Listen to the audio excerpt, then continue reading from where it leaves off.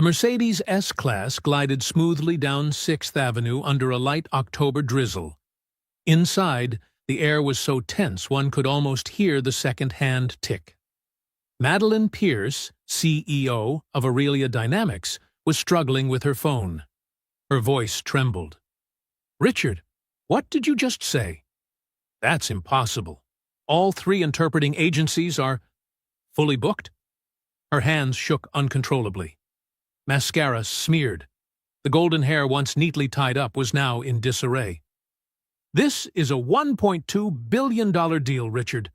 The Nakamura Singh delegation will land in 90 minutes. In the front seat, Evan Carlisle, the 52-year-old driver, tried to focus on the rain-slick road, but he could hear every word. He knew this situation. Aurelia Dynamics was on the brink of collapse. Soft jazz hummed from the radio. Evan reached forward to turn it off, hoping she could concentrate better. But before his hand could touch the button, Madeline's head snapped around, sharp as a blade. "Keep your gorilla hands off my car!" The air froze. Evan's hand stopped midair. In the rearview mirror, his usually gentle blue eyes reflected something different. Not anger, but a deep exhaustion. 3 years. 3 years of words like that. Madeline wasn't done. Her voice was razor-sharp. "You think being my driver gives you the right to touch my things? You're just help. Know your place." Evan tightened his grip on the wheel. His knuckles turned white. His eyes fixed straight ahead, where Manhattan Avenue blurred through the rain. But in his mind, memories were crystal clear, as if it had all happened yesterday. Tokyo, G7 Summit 2015. He'd stood behind 3 presidents, his voice preventing a trade war. Georgetown, honorary doctorate. Harvard, master's degree in applied linguistics. 22 years serving the U.S. State Department. Fluent in 9 languages. And now? The help. Madeline exhaled sharply, her voice icy. "Raise the divider. I'm done looking at you." The glass partition slid up with a faint hiss. In the back seat, Madeline returned to her desperate phone calls. Up front, Evan sat motionless in silence, his jaw clenched. Not a single tear fell. Because Evan Carlisle knew something Madeline Pierce did not. The man she had just called a gorilla was about to save her entire empire. The Mercedes rolled through the rain, splitting 2 separate worlds. Behind the partition, Madeline Pierce, in a $5,000 Armani suit, was unraveling. She made her 7th call. "Susan, I don't care if it costs $50,000. Find me someone who speaks Japanese and Mandarin, right now." Her voice cracked. "No, we can't postpone." They'll withdraw for good. 3 years of negotiation. Gone. In front of the partition, Evan Carlisle drove on, face impassive.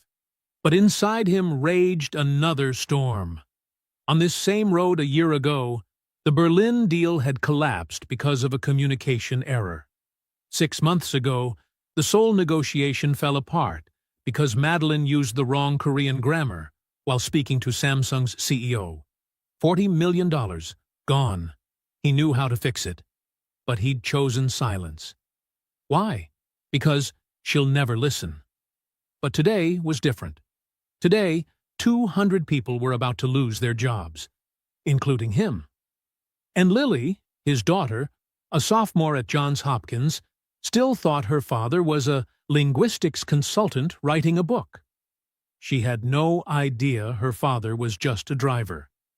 Each month, Evan wired her tuition, $68,000 a year, with the message, "Here's Dad's research funding for this month, sweetheart." And Lily always replied, "You're the best dad in the world."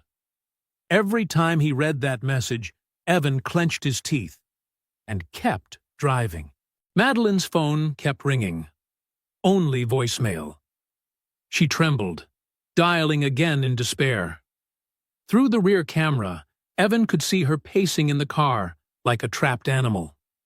Hair loose, mascara streaked, eyes swollen. This was no longer the woman once featured on the cover of Forbes. This was someone drowning. And Evan knew the truth. Aurelia Dynamics had only 3 months left before bankruptcy. 3 years behind the wheel had given him enough inside knowledge to know that. Madeline's next call was to Richard Morrison, her legal advisor. "Richard, if they pull out, if they—" Her voice broke. For the first time in 3 years, Evan heard Madeline Pierce on the verge of tears. And that was the moment he made his decision. He lowered the partition. "Excuse me, Miss Pierce." Madeline flinched, eyes blazing. "I told you—" Evan interrupted, his voice deep and calm. "What language do you need?" The air froze. Madeline's mouth opened, then closed. She forgot all about Richard on the other end of the line. What did you just say?" Evan met her gaze through the mirror, his tone steady, professional. "For the merger. Which languages do you need?" That's none of your business." "Japanese, Mandarin," Evan continued softly. "Also Hindi and Korean." Something in his voice made Madeline falter. This was no longer the quiet chauffeur she'd known for 3 years. "I'm fluent in Japanese, Mandarin, Hindi, Korean, Arabic, Portuguese, French, German, and Spanish." Madeline's world flipped upside down. Her phone slipped from her hand and hit the leather floor with a dull thud. You speak 9 languages? Would you like me to prove it?" Before she could respond, her phone rang again. The name flashing on the screen made her stomach drop. "Nakamura Keiretsu. Tokyo HQ." Madeleine looked at the phone, then at Evan, then back at the phone. Pride and desperation waged war in her eyes. The ringtone kept echoing. Finally, she handed the phone through the small opening in the divider, her hand trembling. She said nothing, but both of them knew. This was the moment everything changed. If you believe that sometimes the most underestimated person can be the one who changes the entire world, then hit subscribe to see what happens next. And tell me, what do you think Madeline Pierce will do when she learns that her driver once negotiated on behalf of 3 U.S. presidents? Evan lifted the phone to his ear. His voice changed completely. Gone was the modest, hesitant tone of a chauffeur. What emerged instead was calm, confident, and authoritative. The voice of a man who had once lived in the world of diplomacy. "Moshi Moshi, Nakamura-san. Kochira wa Evan Carlyle to Moshimas." The line went still. There was a brief silence. Then a man's voice replied in flawless, fluid Japanese. Madeline sat frozen. She didn't understand what they were saying, but she could feel something. A shift in the air. Evan's tone wasn't merely interpreting. He was negotiating. He tilted his head slightly, listening carefully, nodding, occasionally responding with phrases that softened the voice on the other end, made it warmer, more personal. The way he said, "Nakamura-san," the precise rhythm of his pauses, every gesture carried a deep cultural respect. Then, another voice joined in, sharp and fast, speaking Mandarin. Without a heartbeat of hesitation, Evan switched languages, flowing seamlessly, his pronunciation round and native-like. Technical terms began to appear: intellectual property, transfer of ownership, market entry strategy. Madeline recognized these words.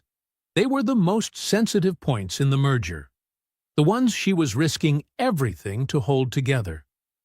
And the man she had called a gorilla 20 minutes ago was now discussing those very issues in 3 different languages, as if he had been born to do this. 20 minutes passed. The Mercedes continued to glide through the rain-soaked towers of Manhattan. But inside, Time stood still. At last, Evan bowed his head slightly, though the person on the other end couldn't see, and ended the call with respectful grace. "Arigato gozaimasu, Nakamura-san." He handed the phone back to Madeleine. "They're looking forward to meeting you in person. The merger discussions are back on track." Madeleine stared at the phone as if it were a ticking bomb. Then she looked at Evan, her voice hoarse. "What? What did you just do?" Evan looked straight ahead, his tone calm and professional, as if this were something he did every day. "Just a small cultural misunderstanding. Your legal team used overly aggressive language in the preliminary contract. They felt they were being treated as subordinates, not as partners." The color drained from Madeleine's face. "What kind of misunderstanding?" "The kind that can kill a deal." The car crossed an intersection, red light reflecting across Evan's stern face. "I explained that Aurelia Dynamics deeply respects their family business legacy. That you took time to study Japanese corporate customs to show your regard." Madeleine's mouth fell open in disbelief. "But I never," Evan replied evenly. "Now you have." He said it without turning his gaze, eyes fixed on the road, while Madeleine sat there in silence as the rain outside fell harder than ever. The Mercedes turned into the underground parking lot of Aurelia Dynamics at 1290 Avenue of the Americas. The engine went quiet, leaving only the echo of stillness against the cold concrete walls. Madeleine could hear her own heartbeat. "Evan." For the first time in 3 years, she called his name. "I need to know everything." Evan met her eyes through the rear-view mirror. For a brief moment, the divider between them looked like a real wall. Then he nodded slightly. Ph.D. in International Relations, Georgetown. Master's in Applied Linguistics, Harvard. 22 years as a senior diplomatic interpreter for the U.S. State Department. Each word struck Madeleine like a hammer to the chest. "I specialized in multinational negotiations, G7 summits, trade agreements, crisis mediation." He paused, voice steady and low. "Budget cuts erased my position 3 years ago. I needed work immediately." "Your mother's medical bills," Madeleine murmured, remembering fragments of phone calls she'd overheard. "Cancer, wasn't it?" Evan nodded. "Cancer treatment. And my daughter's medical school tuition.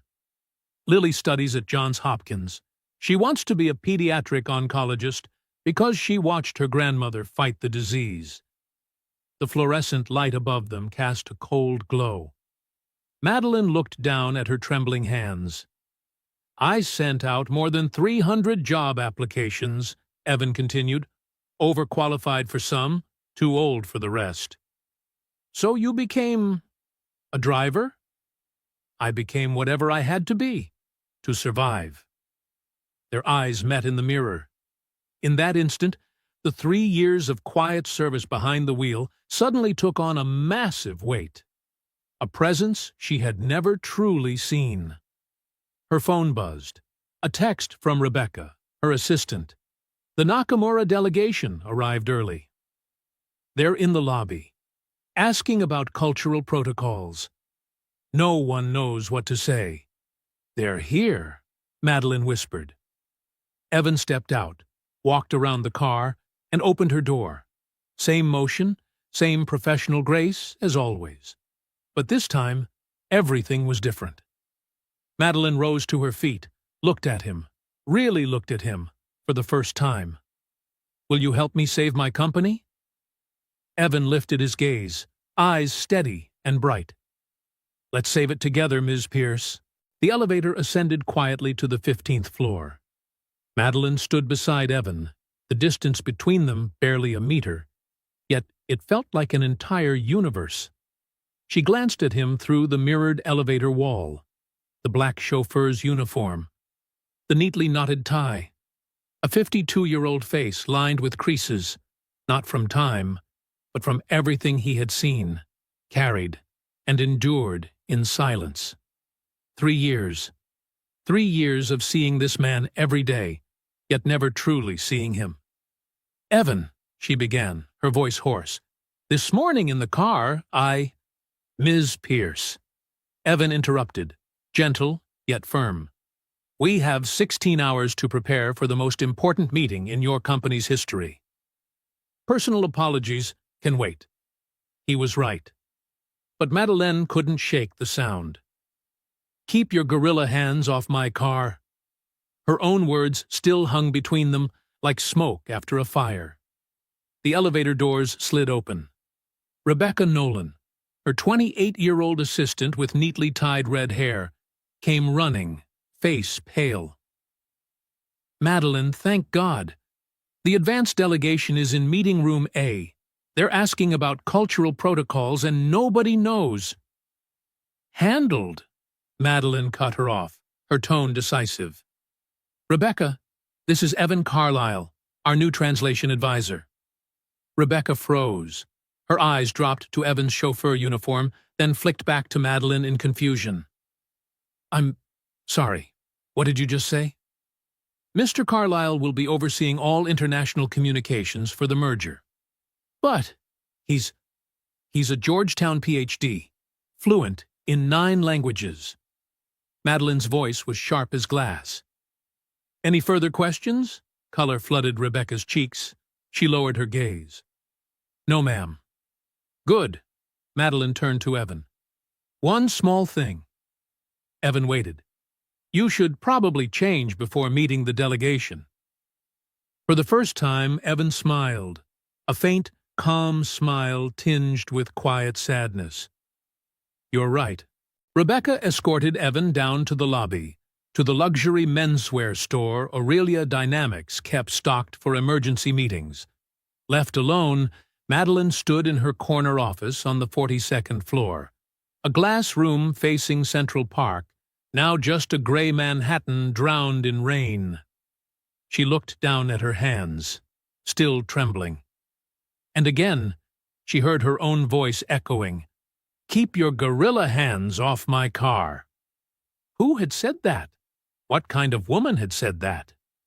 Madeleine walked to the liquor cabinet, poured herself a glass of 25-year Macallan whiskey, took a sip, then set it by the window. In the reflection, she saw a 41-year-old woman, blonde hair, blue eyes, a $5,000 Armani suit, and a soul she no longer recognized. Her phone buzzed, a name she hadn't dialed in 2 years. M.O.M. Madeleine picked up. "Mom?" "Maddie, sweetheart." The warm voice of Eleanor Pierce, 68, retired in Vermont, filled the line. "I saw the news.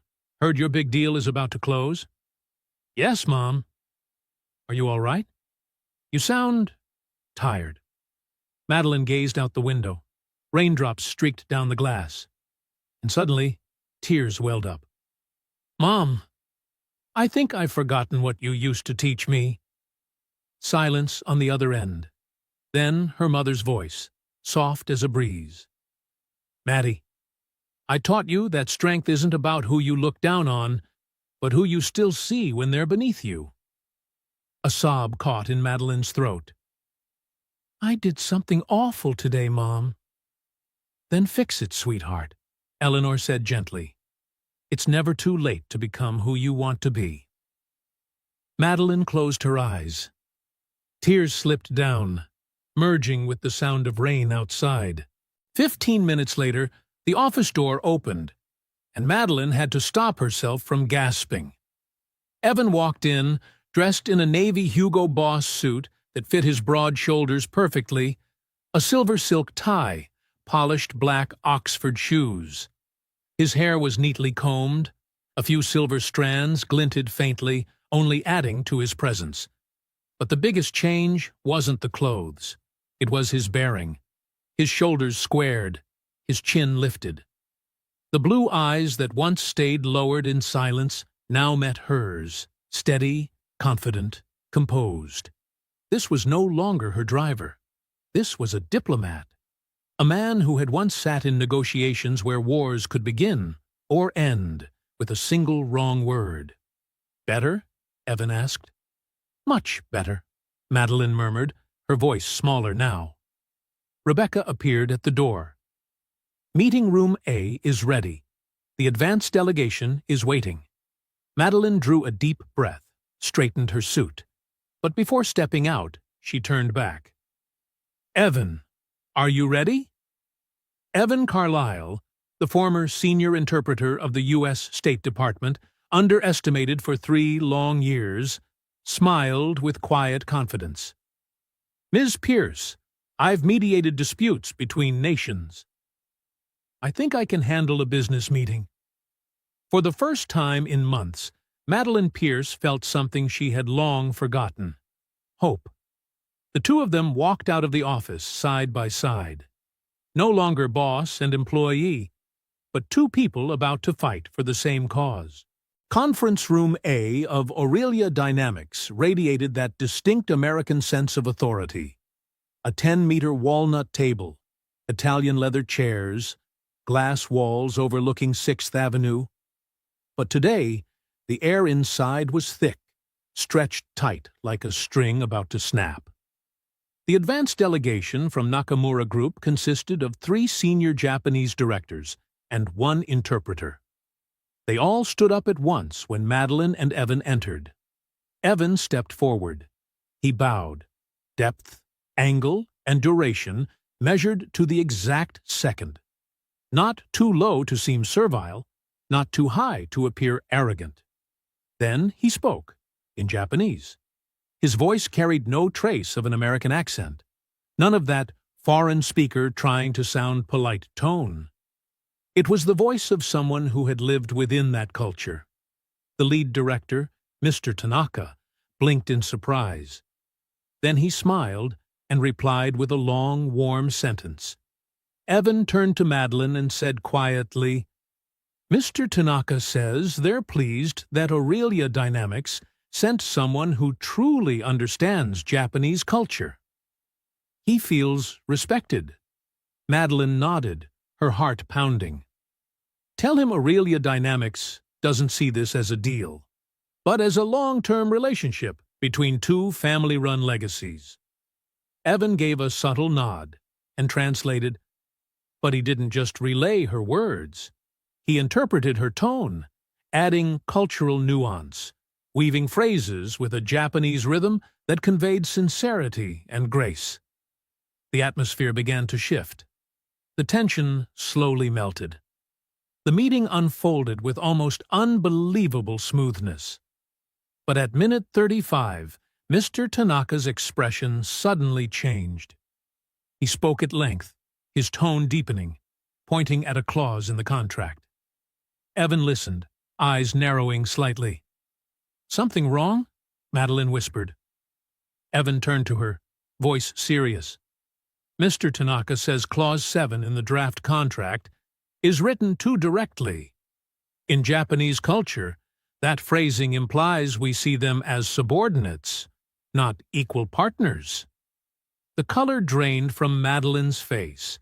That was exactly the kind of mistake that could destroy 3 years of negotiation. "Which clause?" "The one about final decision authority." Evan switched back to Japanese, his voice calm, warm, steady. He explained something, with a tone that sounded like smoothing turbulent waters. Mr. Tanaka listened, his expression firm at first, then gradually softened. Evan continued. This time, he told a story. Madeline caught fragments of English woven into the Japanese. "Father, reconstruction." A brief silence followed. Then Mr. Tanaka nodded firmly, smiling faintly, speaking at length with genuine warmth. "What did he say?" Madeline asked softly. Evan replied, his tone low and composed. "He said his father once worked with Americans after the war. He understands that sometimes American legal language sounds rigid, but the true intent is cooperation. He's agreed to revise the clause toward a more balanced form. Madeline exhaled, relieved, unaware that her hands were trembling. But a single question echoed in her mind. What did Evans say to make a Japanese executive change his stance in just a few minutes? When the delegation finally left, with warm handshakes and rare smiles, Madeline closed the conference room door behind them. Only she and Evan remained. "What did you say to Mr. Tanaka?" she asked, her voice still hoarse. "About your father, and rebuilding after the war?" Evan removed his suit jacket and hung it on the chair. For the first time, Madeline noticed a hint of fatigue in him. "I told him about my father. He was a civil engineer who worked in Japan from 1947 to 1952, helping rebuild Tokyo." Madeline sat down, silent. "My father taught me that true cooperation doesn't live in contracts. It lives in trust. In two sides, building something greater than themselves." Evan turned toward the window, where Manhattan was fading into the colors of dusk. "I told him that his father, a survivor of Hiroshima, and mine once worked together. Not as former enemies, but as men rebuilding the future." His voice slowed, carrying a quiet ache. "I told him this merger isn't just about money. It's about continuing what our fathers began." Madeline felt her throat tighten. "Was that true?" "Every word." The room fell silent. Outside, Manhattan's lights began to glow, glittering like an inverted sky. "Evan," Madeline whispered, "these past 3 years, how many of my meetings have you listened to?" "All of them." "And you knew the company was near bankruptcy?" "I knew." Since last August, Madeline ran a hand through her hair, nearly groaning. "Why didn't you say anything? Why didn't you help me sooner?" Evan met her gaze, his eyes kind but sorrowful. "Miss Pierce, I tried, many times, but a driver isn't supposed to have opinions on corporate strategy, is he?" Memories flooded back. A year ago, Evan had said, "Ms. Pierce, about the Seoul meeting. Maybe we should—" And she'd cut him off. "Evan, you're just the driver. Don't try to be smart," 6 months ago. "Ms. Pierce, I think the German team may have misunderstood." "I didn't hire you to think, Evan." Each line came back now, stabbing straight into her chest. So many lost chances. So many disasters that could have been avoided. "My fault," Madeline whispered, eyes glassy. "All my fault." Evan slipped his jacket back on, his voice calm but steady. "Miss Pierce, we have 14 hours before the main meeting. The past doesn't matter anymore. Only the future." He placed a thick folder in front of her. "Here's everything you need to know about tomorrow's attendees, their histories, personalities, decision styles, and triggers." Madeline opened it. Dozens of pages of handwritten notes, meticulous, organized, precise, like State Department dossiers. "When did you make all this?" she asked quietly. Evan smiled, a faint but luminous smile. "I have had quite a lot of free time these past 3 years, Miss Pierce." 9 p.m. The offices of Aurelia Dynamics were empty. Only the light from the boardroom remained, where Madeline and Evan still sat amid a mountain of documents. The table was buried in papers. Organizational charts of Nakamura Keiretsu, the Singh family dossiers, cultural analyses of Japan and India, and pages of negotiation strategies written in 3 languages. Madeline looked across the table. Evan was bent over his notes, brow furrowed in deep concentration. She held her 5th cup of coffee that night. "Evan," she said softly, "can I ask you something personal?" He looked up. "Why are you still helping me?" "After everything I've said, after the way I've treated you for 3 years?" Evan set down his pen. The silence stretched long enough for her to think he wouldn't answer. Then he opened his wallet and took out an old photograph. "This is Lily, my daughter." Madeline looked at the picture. A young woman with a bright smile, wearing a white medical student's coat. 22. Second year at Johns Hopkins, majoring in pediatric oncology. His voice softened as he spoke of her. "Lily wants to heal children with cancer because she watched her grandmother fight the disease." He paused, swallowing hard. "3 months ago, Lily called me crying.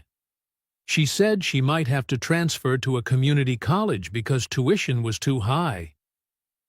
Madeline felt as if someone had punched her in the gut. "I told her not to worry, that I'd take care of it. But the truth is," his voice cracked, "that same day, I had just come back from my 3rd job interview of the week. A coordinator position at a local community college. Salary, $28,000 a year." He let out a quiet, bitter laugh. "I almost took it. I was ready to tell her to transfer, to accept that my career had ended at 52. "What changed?" Madeline asked softly. "Then this morning, you needed me." Evan looked her straight in the eye, voice steady and calm. "Ms. Pierce, saving your company isn't just about work or money. It's about proving that talent can exist anywhere, and that a person's worth isn't defined by their title." He slipped Lily's photo back into his wallet. "It's about ensuring that my daughter, and yours, can grow up in a world where people are seen for who they truly are." Tears streamed down Madeline's face. For the first time in years, she didn't try to hold them back. I have a daughter too," she whispered. "Emma, 14. She's at Exeter." Evan blinked, surprised. "I didn't know." "No one does," Madeline said, wiping her tears. "I keep my private life hidden. Last year, Emma asked me, 'Mom, why are you always so mean to everyone?' She gave a small laugh, then choked on it. 'My 14-year-old daughter thinks her mother is a monster.'" Evan stood, walked to the liquor cabinet, and poured 2 glasses of whiskey. He handed one to her. "Tell me," he said quietly, "what made you become this way?" Madeline took a sip, feeling the hot burn slide down her throat, then exhaled deeply. "I grew up in Brooklyn. My mom worked in an office. My father—" She stopped, her eyes distant. "My father died when I was 16. A construction accident." The reflection of her silhouette glimmered in the window glass. "My mother worked 3 jobs to put me through Columbia. Every night she'd say, 'Maddie, you have to be strong. The world doesn't forgive weakness.'" Evan nodded, his voice low. "And you became strong." Madeline shook her head, giving a bitter smile. "No, I became ruthless. I climbed every rung of the ladder by stepping on others. I thought that was strength. But in truth," her voice trembled, "I was just repeating what had been done to me. When I was an intern, I was humiliated, called the poor girl from Brooklyn. And instead of breaking that cycle, I continued it." Evan stayed silent. Only the ticking clock and the rain tapping against the glass filled the room. Madeline lowered her head, voice shaking. "When I called you—" She couldn't finish the words. "In that moment, I heard the voices of those who once looked down on me, and I realized I'd become them." She turned to him, tears streaming freely now. "Emma was right. I am a monster. And worse, I've turned this company into a place that breeds more monsters like me." Evan set his glass down, his tone calm but resolute. "Ms. Pierce, realizing your fault is the first step. But it's what you do next that defines who you are." Madeline looked up, her eyes red and swollen. "You still think I can change?" I believe in second chances, Evan said, his voice warm. For companies. And for people. The phone buzzed. A text appeared. Emma. Mom, we got the weekend off. Can I come home? Miss you.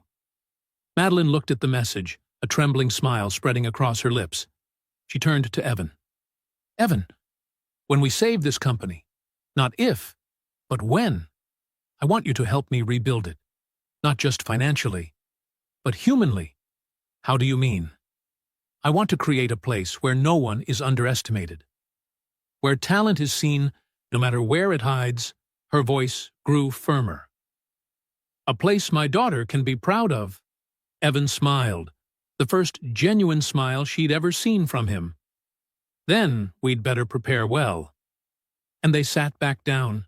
2 people, 2 cups of cold coffee, hundreds of pages of notes, working until 3 in the morning. But this time, they were no longer boss and employee. They were allies, 2 warriors preparing for the biggest battle of their lives. And in the quiet Manhattan night, amid the wind whistling through the glass towers, something new began to take shape. A true friendship, forged in regret, forgiveness, and a shared purpose. 8 a.m. The next morning. The boardroom of Aurelia Dynamics. Madeline had called an emergency meeting.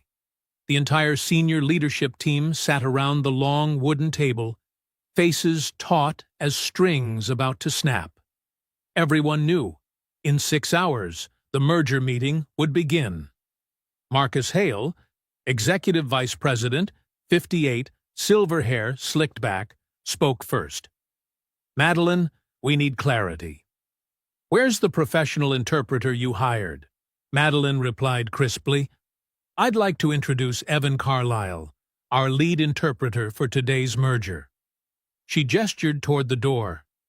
Evan entered in a navy suit, shoulders squared, steps firm. There was no trace left of the chauffeur he once appeared to be. Every eye around the table followed him, doubt written plainly on their faces. David Chen, the CTO, 45, Chinese-American, narrowed his eyes. Wait a second. Isn't he Madeline's driver? The air crackled. Marcus tapped his fingers on the table. Madeline, this is a $1.2 billion deal. We need verified experts, not someone from... Madeline's tone turned icy. From the parking garage? Go on, Marcus. Marcus swallowed. It's about optics. Credibility. The Japanese expect a certain level of professionalism. Susan Walsh, marketing director, 52, nodded in agreement. We can't show up with someone who doesn't fit the image. Madeline tilted her head slightly. What image would that be, Susan? Marcus cut in. Someone who looks the part. Someone they'll respect. Madeline's gaze swept the table. You're questioning his qualifications? Marcus enunciated carefully. I'm questioning his fit. We can't bet everything on someone we barely know. Evan spoke, calm and measured. Mr. Hale, what exactly are your concerns regarding Japanese business etiquette? Marcus straightened slightly, uneasy. Well, cultural nuances, business protocol, gift-giving, bowing, seating arrangements. Evan nodded gently. Ah, you're referring to omiyage, the appropriate bow angle for executive rank, and zaseki, seating by company founding year rather than revenue, correct? The room fell dead silent. Evan continued, still composed. Nakamura's family company was founded in 1952, during post-war Reconstruction. They'll expect gifts that acknowledge their family's contribution to Japan's recovery, not expensive ones that imply we're trying to buy influence. Marcus's jaw nearly dropped. And Singh Holdings, by contrast, follows the Anglo-Indian business style, direct communication, minimal ceremony, absolute punctuality. Mrs. Singh will see elaborate gift exchanges as a waste of time. Evan looked around the room, voice steady and controlled. The key is balancing both without offense. Nakamura in the position of honor. Sing with a clear line of sight to the materials. Silence. Then David Chen suddenly switched to Mandarin, clearly to test him. "So you claim to be fluent in Mandarin?" Evan replied instantly, flawlessly, no hesitation, no accent. He spoke about patents, partnership structures, legal subtleties, all in impeccable Mandarin. David Chen's face paled. Where did you study?" "Georgetown, Harvard, and 5 years at the U.S. Embassy in Beijing." Marcus still refused to yield. "Fine, you're good with languages. But you worked for us for 3 years as a driver. Why didn't you ever say anything?" The question hung heavy in the air. Evan looked at Marcus. His eyes held no anger, only fatigue. "I did, Mr. Hale." Many times he turned to Madeline. "Last year, Seoul. I tried to warn about a translation issue. I was told, just drive." Madeline closed her eyes, pained. 6 months ago, Berlin. I knew the problem. I was told, no one pays you to think. Evan's voice carried no bitterness, just truth. So I stopped trying. I chose to believe that one day someone would need exactly what I know. Marcus lowered his head, ashamed. "Today," Evan said quietly, "someone finally does." Madeline rose to her feet. Her voice was low, but sharp as glass. "Ladies and gentlemen, for 3 years, we've had one of America's most accomplished diplomats in our midst, and we've had him driving me to get coffee." She clicked the remote. The screen lit up with a State Department citation. Presidential Commendation for preventing the collapse of U.S.-China trade relations in 2018. Marcus shifted uncomfortably in his chair. Next slide. Lead Negotiator. Asia-Pacific Economic Framework. The very foundation of our international business model. David Chen's face drained of color. Another slide. A letter of recommendation from former Japanese Prime Minister Sato. Evan mediated the Okinawa Base Accord in 2020. Susan Walsh stared at the screen, speechless. Madeline closed the laptop, her tone quiet, but waited. For 3 years, we had an asset beyond value, and we used him to drive me to Starbucks. The boardroom was silent, heavy. Madeline announced, "Effective immediately, Evan Carlisle is Senior Vice President of International Relations. Salary, $180,000 plus stock options. He reports directly to me." She shut the laptop. "Any further questions about Mr. Carlisle's qualifications?" No one spoke. "Good. Because he's about to save this company one by one, the executives stood, approached Evan, offering apologies, handshakes, gestures of overdue respect. When the room finally emptied, Evan turned to Madeline, a faint smirk at the corner of his mouth. "Ready, Ms. Pierce?" Madeline smiled, the first genuine smile in months. "Ready, Mr. Vice President." 2 p.m. The merger meeting was set for 4 o'clock. Evan sat in his newly assigned temporary office, a small room on the 40th floor, but with a window facing east, where the midday light filtered through the glass towers. He was reviewing the documents one last time when his phone vibrated. Unknown number. Mumbai area code. Evan Carlisle. A voice on the other end spoke rapidly, panicked, in Hindi. "Carlisle Saab? मैं कुमार बोल रहा हूँ. Mumbai branch से Kumar Sharma. Mumbai Regional Director of Aurelia." Evan recognized that voice. He'd heard it hundreds of times in calls that had floated through the car when he was still behind the wheel.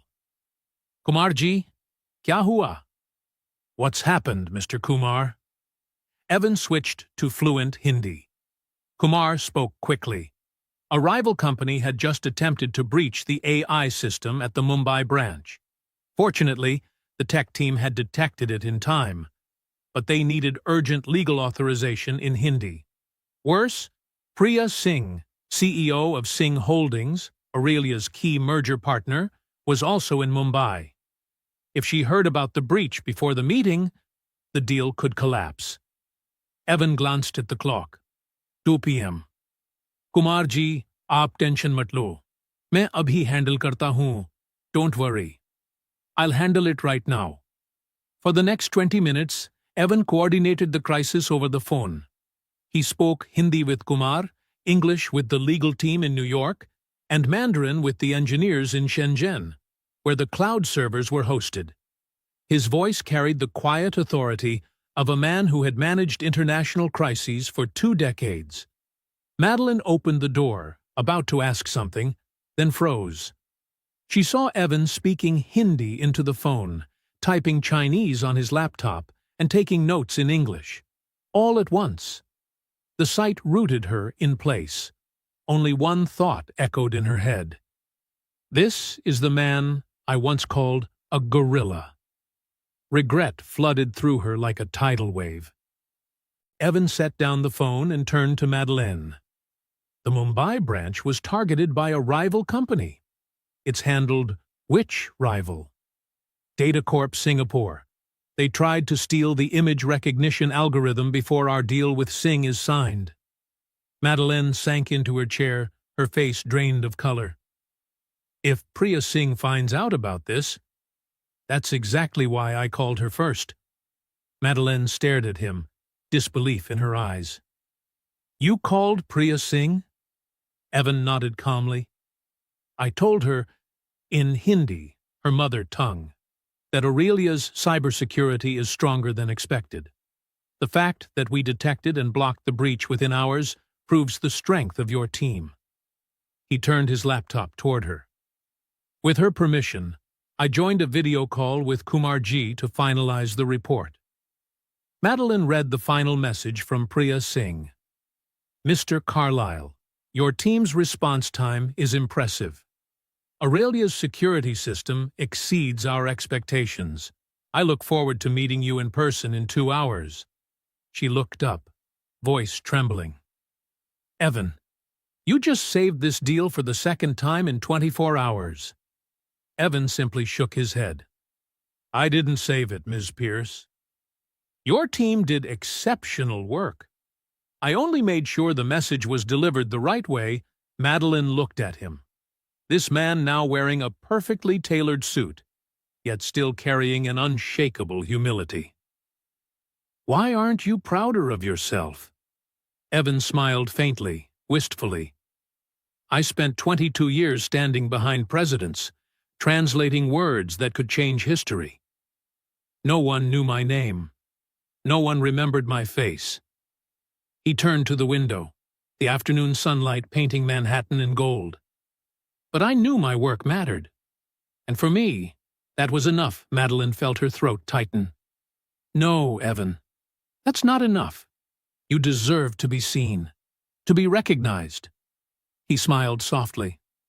Today, I was recognized. By who? Madeleine asked. My daughter. Evan lifted his phone and showed her a message he had just sent. Dear Lily, good news. I've been promoted. Your med school tuition is fully covered, all 4 years. Focus on becoming the amazing pediatric oncologist I know you will be. The reply flashed almost instantly. DAD! I can't believe it. I love you so much. You're my hero. Madeleine covered her mouth, tears streaming down her cheeks. Evan stared at the phone, his voice rough with emotion. For the first time in 3 years, I didn't have to lie to my daughter. Madeleine's phone buzzed. Richard Morrison, legal counsel. Madeleine, the Nakamura Singh delegation just arrived. They're in the lobby at the St. Regis. They'd like an informal meeting before the official session. Madeleine looked at Evan. Good sign or bad? Good, he replied. They want to gauge your character before negotiating. In Asian cultures, business is personal. Evan stood, straightening his tie. But we need to prepare carefully. They'll be watching everything. How you sit, shake hands, make eye contact. Then, teach me, Madeline said firmly. For the next 15 minutes, right there in that small office, Evan trained her. How to bow to Hiroshi Nakamura. 15 degrees. Hold for 3 seconds. No direct eye contact. How to shake hands with Priya Singh. Firm grip, steady gaze, no prolonged contact. How to use silence in Japanese negotiations, to let them think, not to fill the pauses. How to speak to an Anglo-Indian executive. Clear, direct, no unnecessary flourishes. And most importantly, Evan said, resting a hand lightly on her shoulder, a gesture both professional and warm. Remember, they're not just buying your company. They're buying your vision, your sincerity. Madeline asked quietly, if they mention our past, about you? Tell the truth, Evan replied, that you were wrong, and that you're learning to see people differently. In every culture, sincerity earns respect. Madeline nodded, drawing a deep breath. All right, let's go meet them. They walked out side by side, no longer CEO and chauffeur, not just boss and employee, but two warriors about to fight for the fate of 200 people. And in both their hearts, the same quiet vow echoed, we have to win. The St. Regis Hotel, 5th Avenue, New York. The grand lobby smelled faintly of cedarwood and Arabica coffee. Golden light spilled across the marble floor, reflecting off Madeline Pierce's shoes as she walked in. Beside her was Evan Carlisle, navy suit pressed, eyes calm yet sharply focused. At the VIP table near the window sat Hiroshi Nakamura, a Japanese man in his early 60s, slight of build, salt and pepper hair, a serene face that carried quiet authority. Beside him was Priya Singh, CEO of Singh Holdings, about 40, radiating a mix of power and grace, draped in an ivory silk sari, a soft pearl necklace at her throat. Madeline inhaled deeply, recalling Evan's instructions. Bow 15 degrees. Hold for 3 seconds. Avoid direct eye contact. She did exactly that. Hiroshi Nakamura responded with a bow of equal depth. That moment, only a few seconds long, felt like an ancient Japanese melody played perfectly in time. No words were exchanged, yet a quiet respect was born. Then Madeline turned to Priya Singh and extended her hand. Miss Singh, it's an honor. Priya clasped her hand, nodding slightly, eyes appraising. Likewise, Miss Pierce. I've heard interesting things about Aurelia Dynamics. It sounded polite, but it was a test. Madeline smiled confidently. I hope what you hear today is better than what you heard yesterday. Priya blinked, then let out a soft laugh. The tension in the air instantly eased. From his seat behind them, Evan observed. Point 1 for Pierce. Success. They sat. The waiter poured matcha tea for Mr. Nakamura, espresso for Mrs. Singh, and black tea for Madeleine. Evan sat slightly behind them. In the precise posture of an advisor, he let them lead. Yet his eyes registered every detail. How Nakamura stirred his tea clockwise. How Singh tilted her cup just a fraction to test the heat. Madeline began. Aurelia Dynamics and Singh Holdings may come from different worlds, but I believe we share one conviction, that technology only matters when it serves humanity. Priya set her cup down, a faint smile appearing. A beautiful philosophy. But I've heard dozens of CEOs say that, and then chase profit at any cost. Madeline replied without missing a beat. That's exactly why I'm here today, to change that. And if anyone understands the value of people over profit, it's Singh Holdings. Priya tilted her head, her gaze shifting. Half surprise, half admiration. Evan glanced at his watch. 3:10 p.m. exactly as he'd predicted. 10 minutes for testing, the next 10 for listening. Hiroshi Nakamura set his cup down and spoke in a deep, steady Japanese tone. Pierce-san, in our culture, there is a concept called kokoro, the heart within one's work. I wonder, does Aurelia possess such a heart? Before Madeline could answer, Evan gently translated, his Japanese voice warm and composed. Then he looked at her and gave a subtle nod. Speak honestly. Madeline took a breath and met Nakamura's eyes. Aurelia once lost that heart, sir. But thanks to people like Mr. Carlyle here, I'm learning how to find it again.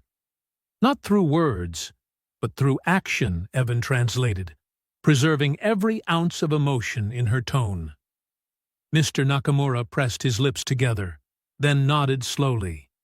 In that moment, beneath the soft piano drifting through the lobby and the pale afternoon sunlight, an invisible bridge was built. Not through contracts, but through sincerity. Evan looked at Madeleine, the light of renewed faith glimmering in his eyes, something he thought he'd lost after 20 years working behind the scenes. Madeleine met his gaze and gave a small nod. The real battle was about to begin. 4 p.m. The Royal Conference Room, the St. Regis Hotel. The round walnut table gleamed under soft golden light. At its center stood a vase of white peonies, a symbol Evan had personally chosen for its meaning of harmony and rebirth in Asian cultures. On the left sat the Aurelia Dynamics delegation, Madeline Pierce, Evan Carlyle, Richard Morrison, and David Chen. Across from them, Hiroshi Nakamura, with 3 Kairetsu executives, beside him Priya Singh and her legal advisor. The air was still, heavy, almost sacred. All eyes fixed on Madeline, once dismissed as arrogant, now composed, hands resting neatly on the table. Evan sat at her right, calm yet sharply focused. He had sat at negotiation tables where a single wrong word could collapse entire treaties. Today, it was just a business deal. But he knew, for Madeleine, it was redemption. Hiroshi Nakamura spoke first, voice low and even in Japanese. We appreciate Aurelia's efforts to understand our culture, but cooperation cannot rest on goodwill alone. It requires trust, Evan translated fluently, preserving the dignity in his tone. Madeline nodded, replying in slow, steady English. Mr. Nakamura, I'm not asking you to trust me today. I'm only asking for the chance to prove it, through action. Evan rendered her words into classical, respectful Japanese. Watashi tachi no kodo de shinjite itadakeru koto o nozonde imasu. We hope you will come to trust us through what we do. Mr. Nakamura inclined his head slightly, a faint smile touching his lips. He said nothing further, only gestured for his legal representative to open the folder. Priya Singh spoke next, her British Indian accent crisp and cutting as a scalpel. Ms. Pierce, I've reviewed Clause 7, Final Decision Authority. Although the wording has been adjusted, the profit-sharing structure remains unbalanced. Madeline glanced at Evan. He gave a small nod, permission to lead. She answered calmly, Priya, I understand that concern. I've proposed revising the executive ratio to 55-45 instead of 60-40. Singh Holdings would have veto rights on strategic personnel decisions. In return, Aurelia will fully fund all R&D operations for the first 3 years. Priya raised an eyebrow.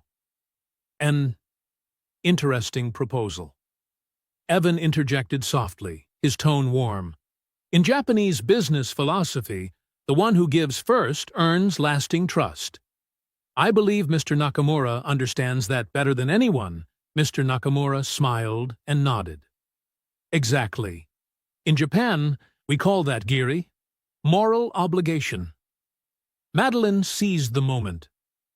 And integrity is precisely what Aurelia is rebuilding from the ground up. The atmosphere shifted. Voices, glances, even the rhythm of breathing, all began to align. This was no longer a merger meeting. It had become a judgment of character. 40 minutes passed. Dozens of technical, financial, and legal issues were laid out. Evan guided the dialogue seamlessly through 5 languages: English, Japanese, Hindi, Mandarin, then back to English. No one in the room saw him as a driver anymore. Priya Singh occasionally paused just to listen to how his tone changed. Firm when discussing finance, gentle when speaking of people. A true diplomat. When the final document was placed on the table, Mr. Nakamura looked around, his voice deep and calm. "We agree in principle. But one final matter remains." The room went silent. Aurelia once lost its direction. "How do I know this time will be different?" Madeline's voice trembled slightly, but her eyes were bright. "Because this time, the person sitting beside me isn't an outside consultant. He's the man who taught me how to listen again." She turned to Evan. Every gaze in the room followed. He stood and bowed gently. "Mr. Nakamura, in your language there is a word. Kintsugi, the art of mending broken pottery with gold. Aurelia doesn't hide its cracks. We will use them to become stronger." Mr. Nakamura was silent for a long moment, then smiled. "If every company in the world had someone who understood our culture as you do, there would be fewer wars." He extended his hand. Madeline shook it, then reached for Priya Singh's. Both women nodded. Evan looked around the room, the late afternoon light glinting off the polished wood. A full circle had closed. For the first time in 3 years, he wasn't standing behind the glass wall. He was being seen. The meeting ended amid camera shutters, respectful bows, and genuine mutual regard. In the corridor, Madeline spoke softly, her voice husky but warm. "Evan, thank you.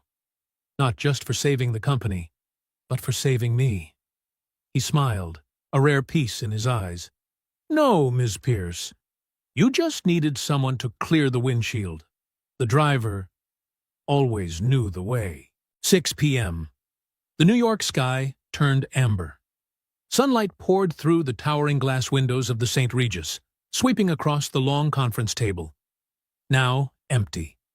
Documents, glasses, pens, all remained in place. But the air had changed. Lighter. Warmer. Like a city after a storm. Still wet. But the air strangely clean. Madeline stood alone by the window, watching the slow river of cars along Fifth Avenue. Her fingertips brushed the surface of the table. The same spot where, just hours earlier, she had held her breath, waiting for every reaction from Nakamura and Singh. Footsteps echoed behind her. Evan Carlyle entered.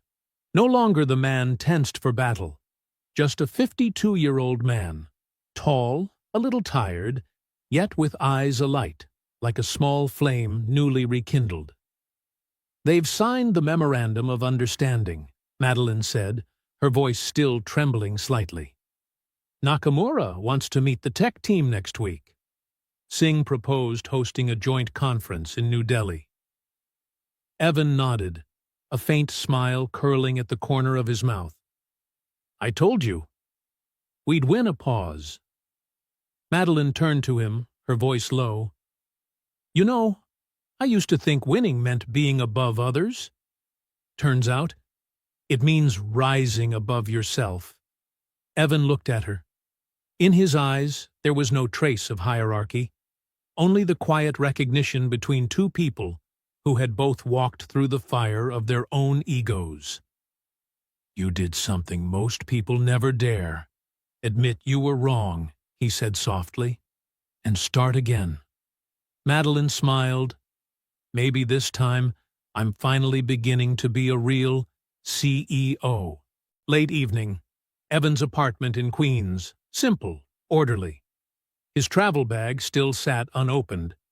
He hung his jacket over a chair and poured himself a small glass of whiskey. The warm light glowed against a small framed photo on the desk. Him and Lily, standing in front of the Johns Hopkins gate. Evan sat down, opened his laptop, and began typing an email. To Lily Carlisle. Subject: Dad just finished a long day.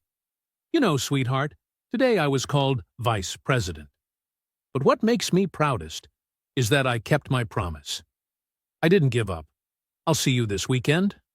I'll drive down, just like old times. Love, Dad. He hit send, then leaned back in his chair. The city lights shimmered through the small window, reflecting in the eyes of a man who had once stood behind countless doors of power, and who was finally, quietly, at peace with himself. The next morning, Aurelia Dynamics headquarters, 42nd floor. Madeline Pierce walked into her new office. No more expensive abstract paintings. No more glass walls creating distance. In their place hung a large photograph, a group shot with the entire staff. The engineers, the guards, the drivers. At the center stood Evan Carlisle, smiling. Rebecca, the young assistant, entered, holding a stack of files. Ms. Pierce, everyone's ready for the Monday briefing. Madeline nodded, then glanced toward the window. Rebecca, today, let me make my own coffee. She switched on the coffee machine herself, poured the first cup with her own hands. Steam rose, filling the room with the scent of fresh coffee. The scent of a new beginning. A silver-gray Mercedes S-Class rolled slowly down 6th Avenue. There was no longer a partition between the front and back seats. Evan drove. Madeline sat beside him. Neither spoke, but the silence was peaceful. At a red light, Evan stopped. Madeline turned to him, smiling. Have you ever thought, this car carried two different people once, and brought them both back again? Evan kept his eyes on the road ahead, sunlight catching his gaze. This time, he said softly, no one's sitting in the back anymore. The light turned green. The Mercedes glided through the intersection, merging into the Manhattan traffic. In the distance, the setting sun glinted off the car's windows, a streak of gold, like forgiveness and hope. Some people spend their whole lives behind the wheel, but sometimes they're the ones keeping the journey from falling off the edge. Evan Carlisle didn't just save a company. He saved faith in a woman, in hundreds of employees, and in his own daughter. And Madeline Pierce. She finally understood that real power doesn't lie in the CEO's chair, but in the courage to listen to those she once dismissed. Perhaps every driver in our lives carries a story worth hearing. If you believe humility can still save this world, subscribe to True Tale Time and join us for more journeys where the seemingly smallest people do the greatest things. Because sometimes what we truly need isn't power, but someone who knows the way.